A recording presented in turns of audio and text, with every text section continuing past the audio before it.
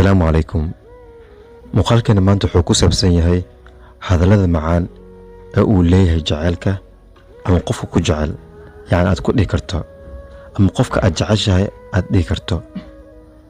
ku soo dhawaada muuqaalkani maanta.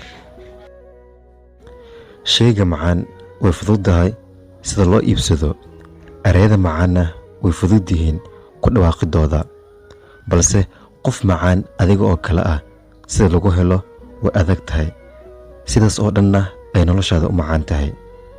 maxaan u daboolnaa indhaheena markii aan hurudno, markaan riyoonayno, markaan isdhunkanayno?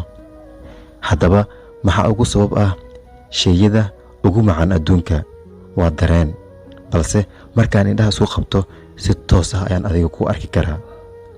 fariin walba aad ii soo dirto waxaan ku xafidaa qalbigayga, er walba aad ii tiraahdana wuxuu wada gaaraa xubin walba oo jirkayga ah.